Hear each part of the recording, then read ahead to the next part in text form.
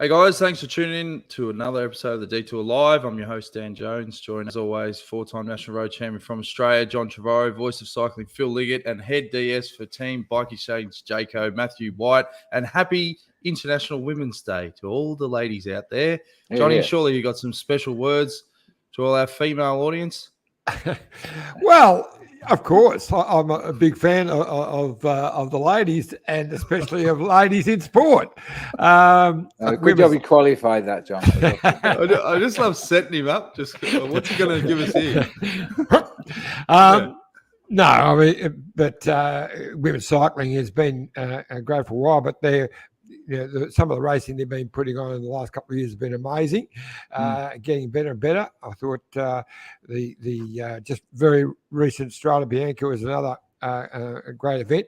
But look, women in sport, there she is, the Belgian champion, Lottie Kopecky. So it's good to see the Dutch copper hiding for herself, not hiding. I mean, she was right there, great race, but get beaten because they've been dominating the Dutch ladies. But yeah, look, women's sport, I'm a big fan. Women's footy is just getting better and better. And International Janice, Women's Day. She said, thanks, happy International Women's Day. So there you go. Now over to you, Whitey. You're on the ground at Paris-Nice. We've got you up early, but you're an early riser anyway. How's it all going with the boys? Yeah, good. Action-packed day yesterday, as we knew it would be, with the crosswinds all day. We got through Simon Yates in the front group there, but unfortunately Dylan Grubingen crashed twice, and when he needed a bike change, we were car 21. By the time we got to him, we ended up in group 4, so he didn't get a chance to sprint yesterday, which is a shame because he's in good shape. But as far as the GC battle yesterday, there's a lot of guys missed out, and we're in a good position. With today's the last of the flat days, with the time trial tomorrow, and then 4 pretty heavy days to Nice coming up. But today's the longest day of Paris-Nice, and the weather is considerably warmer, which is good. Phil? Yeah, well, I think the first 2 days of Paris-Nice have been absolutely fabulous bike racing to watch on television. Quite clearly, Jumbo-Visma has taken this race very seriously. They did research at that finishing circuit, and the result was that research paid off. 1, 2, 3 at the line, show of strength on the last climb, and put Roglic in a super position right now. And what a start for Christophe Laporte, his first race virtually with the team, having left Cofidis over the season, and he wins his World Tour stage just like that. I think that team's going to be the team to beat, obviously. Van Aert keeps recovering from little problems he gets along the way and pops out the front with sheer strength. And I'm sure we won't go through the program without talking about the man taking part in the Tirreno Adriatico, Tadej Pogacar, because that guy is magic. Yeah, what were your thoughts on that race, Whitey? Because I was talking to George Bennett last night, and he said that, after UAE, they had to stay in the country for another 3 or 4 days and meet dignitaries and all that. And he literally just landed, got off the plane, then bang, comes out and puts in a performance like that. Yeah, he's a special one. We're definitely a once-in-a-generation rider, and what he's shown is not that only can he win 3-week tours, but he can win on nearly any terrain. And he saw the TT result yesterday. He was third in a dead flat TT behind some of the world's best time trialers. And he can ride on gravel, he can ride on pave, he can TT, he can handle himself for 3 weeks. He's a very, very complete athlete. And the 2 Slovenians, they're nearly unstoppable at the moment, and they're winning most times. They pin on a number. I was going to ask you, Whitey, what your thoughts on today, Pogacar. Let me get the Pogacar. Got to get that right. You think I'd know it by now? We have to say his name often enough. I haven't seen many rides like that. I mean, they're starting to compare him with Eddie Merckx, and rightfully so, because it's Merckx type performances he's doing. But 50K to go, and he rides away. With the best in the world chasing him, and they just can't catch him. So, pretty impressive. There is a difference there, Sorry, Matthew. There is a difference between Merckx and Pogacar in as much that Eddie was called the cannibal for one simple reason: he couldn't stand losing a bike race, and he was out to kill everybody from the minute he started racing. Whereas Tadej, if all reported to be believed, just rides a bike because he loves it and he can't control himself and he enjoys racing. That's what happened in Strade Bianche, and I guess we might see some demonstration in Tirreno when we get the chance. Well, show some big kahunas. Why do you attack it on a downhill on gravel? Yeah. No, he's like I said before, he's a special one, and he's going to be the clear favourite in Tirreno for sure. He's taken 30 seconds out of his nearest rivals just in the TT alone, so he's in a good place. Well, unfortunately, sorry, mate. He just got caught up in the big crash that there wasn't really much you could do there. And you could see riders when they were going down, they were literally getting blown by the wind. And I saw he posted a pic when he was in hospital afterwards. He looks like he's come out of it pretty unscathed, bit of skin off and so forth. Yeah, he got 10 stitches in the chin, but he had a not a bad ride yesterday, and he's looking to build through Tirreno. He'll give a couple of the medium mountain stages a crack, and he's building for Milan San Remo. Yep. I was going to ask you, Whitey, about Christophe Laporte, because, he's been around for a while, just moved over to Jumbo, as we spoke about. But he really has stepped up. I mean, his ride with the three of them was amazing, but he finished third the next day in virtual sprint finish, the tough men's sprint finish, but still, he really has stepped up. Yeah, yes. Like he came on the scene maybe 3 or 4 years ago. When Burhani was at Cofidis, and he was actually getting probably as good, if not better, results there. And he'd been on Cofidis for most of his career. I think it's been a good move, positive move, and I think he'll also play a big role in that Classics campaign around Van Aert. I think he's very handy up north, and he's not a pure sprinter, but he's fast and he's got an engine on him. So I think him and Van Aert will be a very good combination when we get up to the Northern Classics in Belgium in a couple of weeks' time. Yeah, I rather like Christophe Laporte, and the French need somebody to cheer in the upcoming Tour de France. But I think you're right, Matt. He got in the comfort zone, I think, in Cofidis. He turned pro for them in 2014, I think. And he's never been with any other team until this week when he started with Jumbo-Visma. And well, it's easy. I think it's the problem. I think in French cycling really is there's so many teams. There's so many teams that anyone who's half decent does get in the comfort zone because they pay them well, and there's no enticement or encouragement for them to leave. And I think it's probably a big move for his career to step outside that bubble and go to a team that has a different mentality. And I think he will reap the benefits of the move to Jumbo over the next couple of years. Yeah, and the big reference says I think the French do have someone to cheer for in that Alaphilippe, who you're just about to mention. He goes all right, Phil. Yeah, but he's on a Belgian team, you see. Yeah. That's the difference, I think. But his crash in Strade Bianche was something, not just him. I mean, the wind somehow picked them all up, but his somersault was really something special. The vision of that. I've got it somewhere. Hang on. I can play it. Nine for execution, 3 for landing. Yeah, exactly. Here we go. Yeah, but you've got to admit, you see, when you're a world champion, you do everything really well. Yeah, like you look at some of the slow-mos there when he's like mid-air, like that is some classic height. And then the guys behind, as I said, they just blow into the ditch. Oh, look, he could have easily walked away there with some serious injuries as well. That's you could land awkwardly on your back, and you never know what could happen. So he's walked away from that quite well. He had a rough day in the office, that's for sure. Big chase to get back on, and then his lights went out a little bit later on. But no, it was a pretty tough day in Strade. Really, really windy and a dry, dusty edition. But it's going to be some really good racing this week with both Paris-Nice and Tirreno running side by side. Rick's got a question for you, Whitey. What do you see? What do you guys see Pidcock achieving over the next few years? I think he's re-signed with Grenadiers. Isn't he? €4 million. I see him opening a bigger bank account. Well, that helps. Yeah, but what do you think he'll be doing?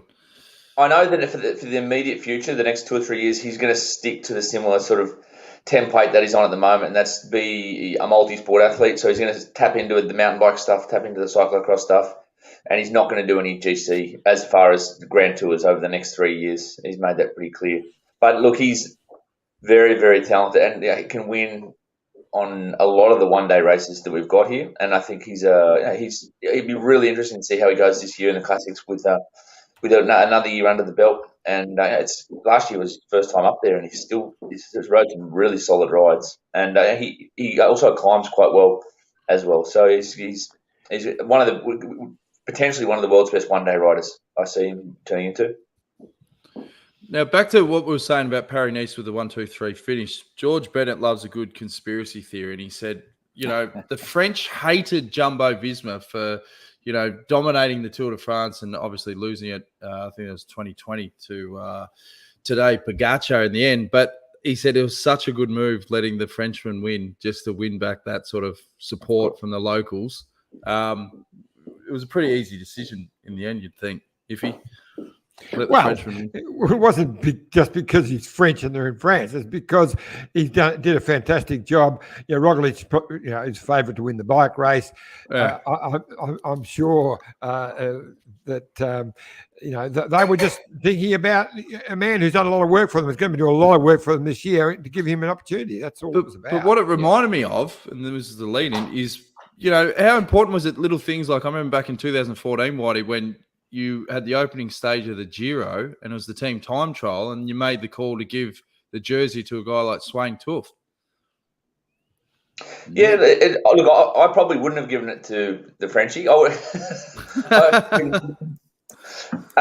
Roger the clear favourite to win this race, I think every second can count. But it was a good move. I think it was a good move on the publicity front and a good move because they will be turning to Christophe for a lot of work to help Roglic over the next 1 or 2 years. So a simple act like that, giving him a stage, and they'd taken some good time. They'd taken some good time already. They were comfortably going to win the stage. So it was a good move, I think, as well.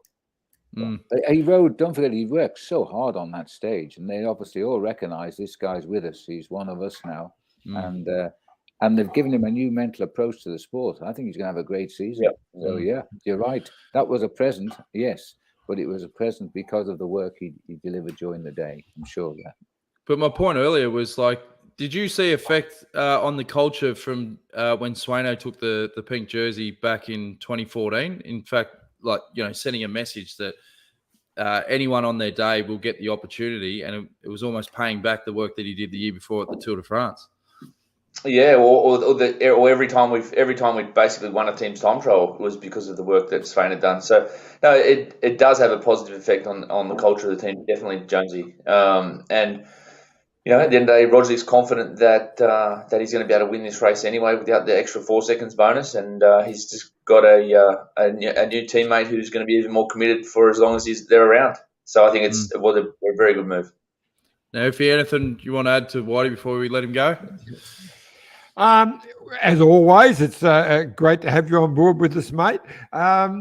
Paris-Nice, I know it's important to you in the preparation for Simon for the Giro, and you've got some tough days coming up. But he would have been disappointed to lose that bit of time on stage one. He also missed the split in last stage, although they came back together in the end. So. How is his form? Good. Yeah, no, we're in a good place. John. I think by the end of the week, it'll be Quintana and the two Yateses will be the ones challenging for the podium come Sunday in Nice. So I said today we're just going to get through today. It's a long stage, 200k stage. A lot of headwind today, so it'll be a long day in the office. And then we've got a short, sharp time trial tomorrow with a hill in it. And then I think that the GC Then it'll work itself out over the next 4 days of tough stages. But no, I think we're in a good place, so well, and we've got some pretty foul weather coming in over the weekend. So I don't know how cold it's going to be, but they're going to enjoy today's nice sunshine. But I think it is an important race for us to build, and I expect that we can arrive on the podium by Sunday. Now, I think we mentioned the other day, you're normally at Torino, but you're obviously in France now. Geez, you've sacrificed a bit on the dinner table. Because the food at Torino, what cuisine have you been delighted with in France? Well, I don't even know how to pronounce it. I don't eat it. Awful.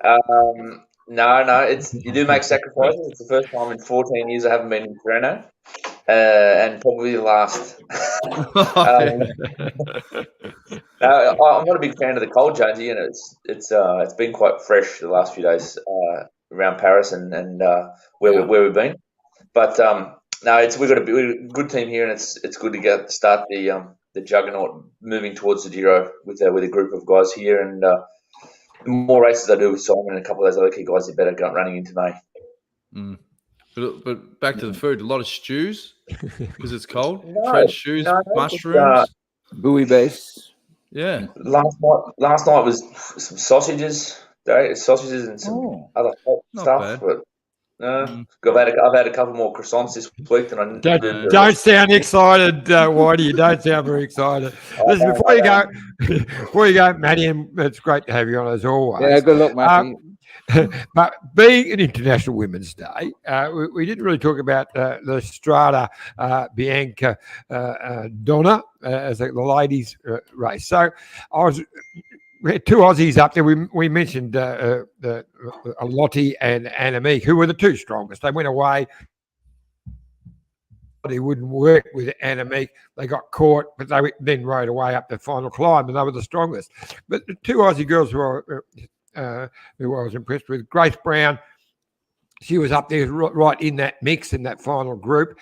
But I was really impressed with Ruby Roseman Gannon because, we only a couple of days ago, her first bash in those really tough Belgian classics, she was right up there. And again, first go on the gravel, and she was right in the mix. I think she finished about there towards the pointy end. So what were your thoughts on Ruby's ride? Yeah, good, man. She's been a very, very good pickup for us, and I think the results she's shown so far in the first month of racing in Europe, it's obviously she's learning a lot, taking a lot in. These races, the more times you do them, the more confident you are, and she's handled herself very, very well in it is the first month of racing here in Europe. So I think she'll go home back now, and she'll be back up for the Northern Classics, and I know she's going to learn a lot from this first full season in Europe, and she's been a great finder and one of our best performers so far this year. Yeah. Good stuff. Well, we appreciate you being on the detour, mate. Grace is a beast. She'll come close to winning a one-day race this spring for sure. She's a very, very strong athlete. Can read a race very well, and she's in a good little team there. With she's got some other good leaders around her, and I think FDJ Women's team are one of the strongest teams to go head-to-head with SD Works for sure. So I expect some big things out of Grace this spring. Good stuff, mate. Well, as we said, we appreciate you being on the Detour Potty. Good luck today, and good luck for the rest of Paris-Nice. And probably don't have too many of the cross-ons. Maybe balance them out every second day, mate. Too much butter in them. Pace yourself. That's all I got to eat. Good stuff, mate. Well, we'll speak to you again soon. Good on you, mate. All the best, Matty. Matt White, time for a drinks break, guys. We'll be back with more, and we're we've got Giving Day coming up in 2 days' time for the Amy Guild Foundation, so we'll have a chat about that. Look at this bike. You think it's just a bike, right? But it's not. It's a bike 374 people are looking at. This guy, this girl, them, all looking at it. People from here, there, and wherever this is. People that are looking for a bike. Or just a piece of it. Amateurs, semi-amateurs, and pro-amateurs. This guy wants this bike, but with this crank and these bars. This could be the perfect match, but not this one. This girl has a bike to sell, and thousands of people might purchase it. Eyes on Bikes help grow small businesses. His, hers, yours, and the latest data and insights help those businesses keep moving. We are the world's #1 bike marketplace, with over 500,000 products and 900 brands, where buyers and sellers are brought together in a place where a bike is never just a bike. Bike Exchange, where the world buys, sells, learns, and rides.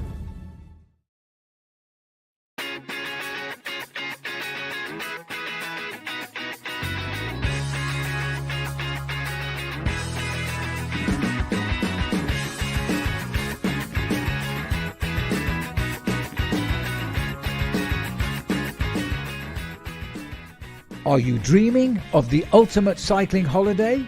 Mumu Cycling is the best in the business. Official tour operators for all Grand Tours and monuments, you will ride the best climbs.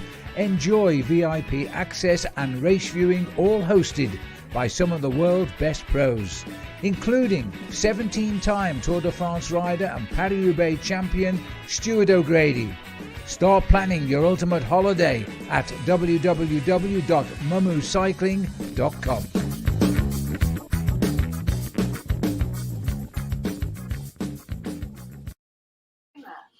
Thanks again to Bike Exchange and Mumu Cycling. Remember, if you want to book your tours, book with Mumu, MUMMU cycling.com. How they travelling, Iffy? Yes, they're going well. What a voiceover. Thanks. Phil did that on the drop of a hat, and they can't stop raving about it. They're so happy. Yeah, look, lovely.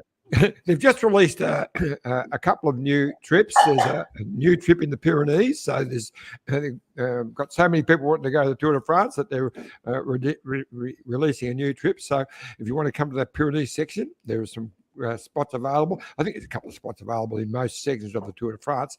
But and also for the final week of the Giro, there's a few spots still available there, so make sure you jump in. And they're doing a special trip for the women's Tour de France, and which starts on the final day of the men's tour. So 8 days, which will be an amazing trip. I'm staying on for that, so I'm really looking forward to that. It's going to be something special. Oh my goodness, you're going to be away forever. Yeah, not long enough. Some people say, not long enough. But yeah, I'm excited about that. So Vazzy and I are heading off to the Giro. So up to Budapest. I'm very excited about that as well, because I've never been there, and they tell me it's a wonderful country and a wonderful city. So looking forward to that. Vazzy's got a new role. He's going to be not just a photographer. I think he's going to be a movie cameraman as well. So train him up. Train him up. Yep, it'll be a lot of fun. And the big one is Thursday. Amy Gillett Foundation Giving Day, 10th of March 2022. And thanks to everyone that's donated so far. It's all for a great cause. And to get involved with that, you've only got a couple of days to get your donations in. It's CHARIDY.com/AGF/58089. And that's how you donate on the Detour podcast page. I think Cheryl Mariner donated a couple $100. Sheza and Vazzy, and I've been a bit slack, so I've only just sent out a little bit of an email today to a lot of my influential friends and asked them to target over the next day or so. But look, it is a special day. We know the Amy Gillett Foundation have been so influential in changing the laws of the roads to make it safer for cycling. It's vital funds for the Safe Roads for Safe Cycling campaign that they've been doing. They're working on some brilliant new ideas.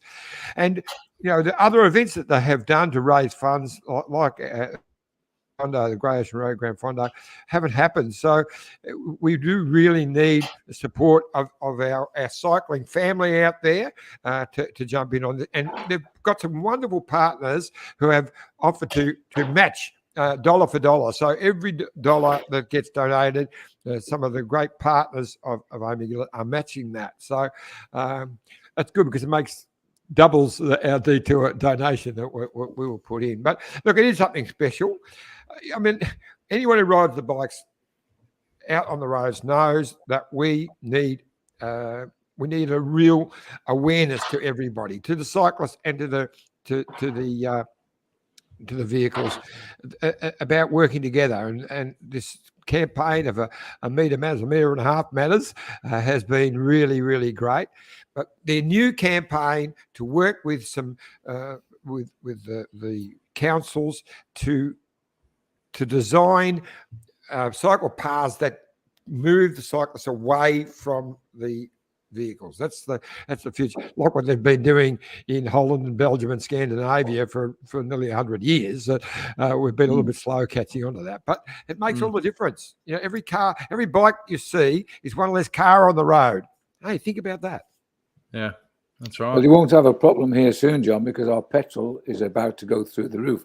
With oil trading yesterday up to $400 a barrel, when it started the year at about 85, it gives you some idea. Bloody Russians again. Well, we suddenly realised that oil comes from Russia, unfortunately. But It does. we're now talking of redigging the oil fields here out of the North Sea. You're right. Yeah, absolutely. Yeah, Elon Musk has done a big push for America to step up and do some stuff. So, wait and see what happens. Anything else you want to add? Iffy, short and sharp episode tonight, mate. Yeah, no. It was all about just awareness for the Amy Gillett Foundation. So all I can say is, come along on Thursday. Anyone who's in Melbourne now. Anyone say outside of Melbourne, just jump on a plane and come down and join us. So we're in at it's called the Older Fleet Building, which is evidently, it's in 477 Collins Street. So we'll be in there just after 12 o'clock. But I think the function starts at 2, right through till 5. And it's going to be, lots of fun. Anyone's welcome to come in and join the festivities.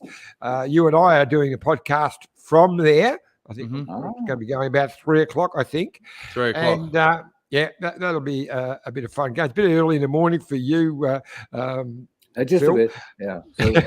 I know that Dan was saying poor old Matty having to get up early. Well, you're an hour earlier than him. It was only 7:30 when you jumped on this morning. So. It was, yeah. But, it'll be a great day. And if you really want to laugh, they've got me jumping on a stationary bike to do some sort of... Oh, my goodness. Well, that's it. Yeah. You've got a comedy corner as well. That's excellent. All of that, yeah. It should be good. And at 5 o'clock, you can watch Millionaire Hot Seat because I'll be on it. So, yes. Yep. Yes. Yeah. Now, we've broken the news. 5 o'clock. Who wants to be millionaire? Yeah. Is Dan the man? Yep. I can't say anything what happens, but it is a laugh. Simon Knowles, I'm back, guys. Yet again, loving the podcast. Rick Falconer, are you guys happy to answer questions? Of course we are, Rick. You got to be quick. Rick. Yeah. Got to be quick, Rick, because we're wrapping things up, mate. But yeah, no, as you said, fantastic cause with the Amy Gillett Foundation. And we'll do something special for the people that have donated as well. So the more you donate, the more favours Iffy's going to have to dish out. So charity.com, AGF 58089 to donate. This is an organisation. It started out of the ashes of terrible tragedy, but I'll tell you, it's recognised now throughout Australia. It's got real clout, and it's well worth supporting. Yeah, exactly right, mate. Exactly right. Yeah.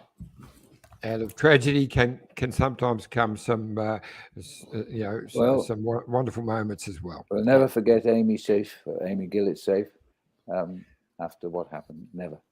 It sticks in my mind like, when they assassinated JFK. I could tell you where I was at exactly the minute the gun went off. And sadly, I remember standing with Paul Show in a hotel bedroom during the Tour de France when the news reached us about the wipeout in Germany of the Australian team. So, yeah. Yeah, it was tragic. Yeah, I remember it quite well as well. Yeah. Yeah. We weren't that far from them, actually. No, you weren't. Yeah, we were not close to the German border. Sorry, that was Shez just... Millionaire set to record, so she'll be tuning in.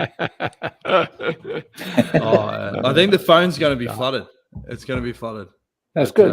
I'm not going to watch it because I was there. I don't need to. I'm not big on that. I don't have an ego, John. No. Eddie Maguire's already rang me to tell me how good you were. Oh, really? Yes. Yeah. There you go. We're home. All right. Thanks for joining us, Phil. Thanks, Iffy. Thanks. Absolute pleasure. And we'll be live 3 o'clock on Thursday. All right, we're going to wait for Rick. He's got a question for you, hasn't he? What's he got? Okay, no, it has. You're right. Sorry, Rick. All right. Women's racing is really electric these days. Think if just the few races this season. What's that, Rick? I think maybe obviously it's a market worth chasing. Just wondering if the emphasis towards women's teams is getting stronger as they are putting on some fantastic races. I agree. I think the women's Tour de France this year is going to be huge. Paris-Roubaix. There's been heaps of massive steps forward. And I see Zwift have just signed on for the to be the major sponsor of the Women's Tour de France next 4 years. wow. And Rick's nailed something there. If I was putting my money into a cycling team at the moment, it'd be a women's cycling team would get you the most value for money without any doubt. It's on the way up. The racing is just getting better and better. And finally, the whole world's realised about equality in sport. And it's going to be really special for women's cycling over the next 12 months. Yeah. Yep, definitely. All right. Well, that wraps the show short and sharp. This is just Good over stuff. 30 minutes, Iffy. Perfect. Good It's heavens. a record. It's It's a record.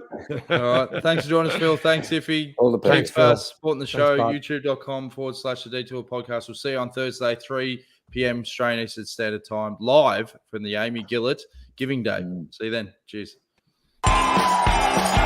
This is